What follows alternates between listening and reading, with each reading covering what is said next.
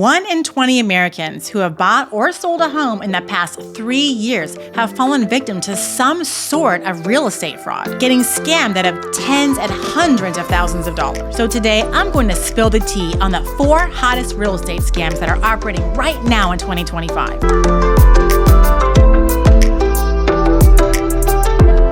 Hey there, and welcome back to Brick by Brick Wealth. My name is Franchini, and I help aspiring real estate investors every single day with their first rental property. Scammers are out there in full force in 2025. And with the latest advances in technology, your chances of falling victim to real estate fraud are exceedingly high. From wire fraud to title scams, today we're going to cover the ones that will cost you the most money. I want you to know how you're going to get scammed, what to watch out for, and what you can do to avoid being a sad, broke victim. And if you stick around until the end, I'm going to tell you the scariest scam of 2025 that everyone is falling for and how to avoid it. But first, let me get a sip of my iced tea. All right, now one of the scariest scams out there are title scams. Imagine this, you're going about your day and then bam, find out someone has stolen your home right from under you. It's simply someone else's, and now you have to prove that it is yours. This happens to people every single day, and it's a nightmare. In fact, the FBI reported that 11,000 people fell victim to title fraud in 2022. And with scammers getting smarter and AI tools getting smarter, these scams are just getting worse in 2025. So how do these scammers pull it off? Well, they've got a few tricks up their sleeve, and this is what they're doing. First, identity theft. They steal your personal information. They take your social security number and your driver's license, and they use that data to forge documents. Once they have that information and those documents, they just transfer the title of your property into their name. They also forge deeds. They fake signatures. They create bogus organizations. And here's the sneaky part about it. They're targeting vacant properties and absentee owners. And these properties are much easier to steal because no one is around to notice anything suspicious. So what do they do with your property once they've stolen it? A lot of times they sell it to somebody else. So how do you know if you're at risk, right? How do you know if you're going to be one of these people that falls victim to title fraud? Well, here's a few red flags to watch out for. Pay attention to the mail, and if there's any unauthorized changes on your property records, beware and make a phone call. If people are calling you and telling you that they're interested in buying your house that's for sale and you don't have a house that's for sale, that's another red flag. Also, getting tons of emails or phone calls that are suspicious. If someone's claiming to be from a title company or a government agency inquiring about the property you have for sale or the property you have at so-and-so address, and you're not used to getting that much action on your property, it's a red flag. If you really want to be proactive and you want to reduce the risk of you falling victim on accident to any of these scams, there's a few things you can do. First, get title insurance. This is a huge one. People think title insurance doesn't do anything, but it protects you against someone stealing your title. Second, yes, keep an eye on your property records. You can call and check right now and make sure that nothing sketchy happened, that the property is still in your name. You can sign up for property fraud alerts. A lot of counties offer these services for free. And the moment anything happens with a change in title, they will notify you. And finally, please guard your sensitive information. Don't give out any personal details over the phone if people are calling you. Don't give out personal details over email if they ask you for it and you weren't offering it to them because you already knew who to send the information to or whatever. Now, my attorney brought this title scam thing to my attention last year when I was talking with him. He says he deals with this all the time, and people that have their loan paid off are the easiest to scam. His recommendation was to get a HELOC or a small loan on the property if you have a house that's already paid off and it's free and clear. That way, if someone tried to take your title, you'll get notified because they have to notify the lien holder of the title change. Now, let's talk about the most common scam today. Title fraud is scary, but this is the most common scam, and it's fake rental listings. Scammers have even stolen my listings before, and they've probably gotten thousands of dollars from unsuspecting poor rental property victims without me even knowing it. See, what scammers do is they copy legitimate rental property listings that they find on Zillow or Craigslist or Realtor.com. They copy them, they make the duplicates, and they post them on sometimes those same sites or even other sites. I found mine on apartments.com and for rent.com at a drastically reduced price. If I have my property listed for $1,600, I will see it somewhere else with a different contact number for $800. And when it seems too good to be true, people, and you're looking for a place to rent, it is too good to be true. Those scammers pose as the landlords, they collect security deposits and first month's rent, and then they disappear. The tenant is left without a property and without thousands of dollars. A lot of times they'll use a sense of urgency to create scarcity. They'll say things like, oh, there's somebody already interested. Or, oh, you got to send the deposit right now to secure it. And once you wire the money, meet up and pay them cash, send them a Venmo, poof, they're gone. And here's the kicker. Sometimes the property doesn't even exist. And I've seen scammers advertise properties like this in Facebook groups. Fake rental listing scams are getting trickier by the year. Just the other year in 2023, rental fraud victims lost $145 million.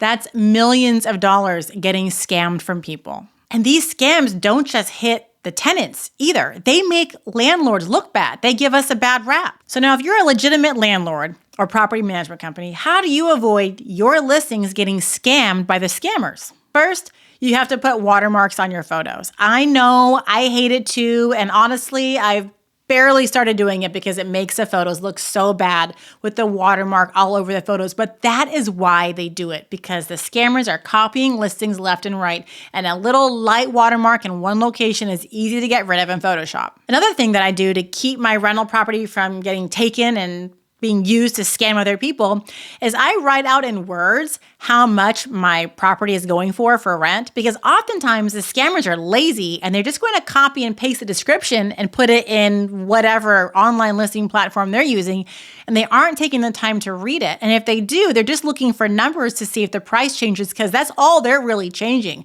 So when I write out my price in words, they don't notice it. Another one is to check those other websites like apartments.com, for rent.com, and Craigslist every so often, frequently if you can remember, to make sure that your property isn't being duplicated and scammed. It sucks, but it's what you have to do. Now, another hot scamming trend that I see coming in 2025 is wire fraud scams. Wire fraud is the legitimate nightmare for home buyers and investors. Imagine you're buying your first rental property or your dream home and you're not used to the home buying experience. You've saved up your hard-earned dollars and you're at the finish line ready to wire the money. And then in a blink of an eye, your savings are gone. You get a call that says, we never received your wire for the property. We can't close. That's wire fraud, and it's hitting people for hundreds of thousands of dollars. Let me hit you with a scary number. I was able to find the stat. I couldn't find anything sooner. But in 2020, over 13,000 people in the US fell victim to real estate-related wire fraud, with losses exceeding $213 million. And here's the thing, this scam, this was 2020, this scam hasn't slowed down. It's getting worse. Scammers are getting more sophisticated every single year, especially with AI cloning people's voices. So how are these fraudsters pulling it off? It's all about tricking you during one of the most stressful times of your life. Here's the ways they're scamming you. The biggest one is they hack your email. They hack into the email of real estate agents, title companies, or even buyers and sellers. Once they're inside your email, they're monitoring the ongoing situation with the deal. They wait for the perfect moment to send out the duplicate email about the wire instructions. They send fake instructions to your email. So when it's time for you to wire your down payment, you usually get an email with the wire instructions. They see the real email, they replace it with the email of their own. It looks like it's from your real estate company, your title company, your third party. And that email includes fake wiring instructions, ones to a fraudulent account that's going to take your money and disappear. And these emails look legit. They have logos, they have proper formatting, and they're very professional. These emails are designed to trick you and make it a seamless process for you to send your money to the wrong place. And the really sad part is that once you've wired your down payment, which is tens and usually hundreds of thousands of dollars, it's impossible to get it back. So how do you protect yourself from wire fraud? Do this. When you get the email instructions with the wire fraud, instead of just printing it out like I used to do before I was aware of this scam and taking it to the bank, I will go online and I will call the phone number to my title company or whoever is processing the loan for me, and I will verbally read them back the wire instructions just to make sure they are legitimate. Do not use a phone number that's printed on the email. Okay, now time for the fourth scam. Now, we've all heard you touch a hot stove once, you'll never touch it again, right?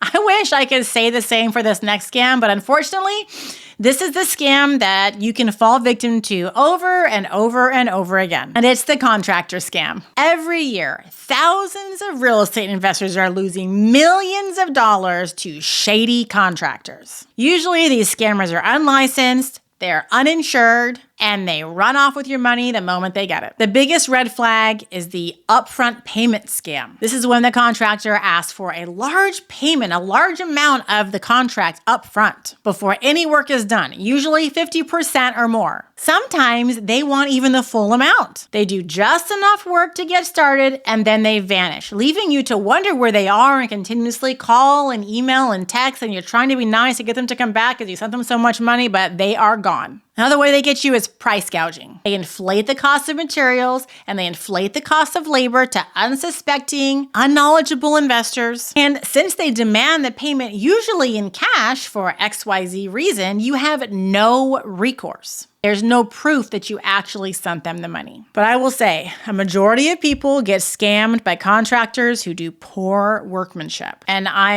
admit, I have fallen victim to this one. These contractors are very well spoken. They're very professional seeming, and they do know what they're talking about. A lot of times, these guys have been contractors in the past, but they don't have a license anymore. They seem trustworthy. But then, when they start the job, they rush through it with substandard materials and sloppy work, and they have a ton of excuses on why they can't finish on time, or why they can't finish now, or why this was done like this. And tons of promises to fix it. Meanwhile, they're asking you for money all along the way, little bits. And you tell them you want them to fix XYZ before you pay them. They ask for some money, you give them a little bit. You give them a little bit since they did do some of the work. They always have a sad story of why they need the money. Then they never come back to fix the job. They're leaving you with a mess to fix later, and a mess that's gonna cost you a lot more for someone else to fix than what you owed the last guy. Now, the last contractor scam I wanna talk about is one that I haven't seen personally, but I've heard a lot about, so I wanted to make sure that I covered it.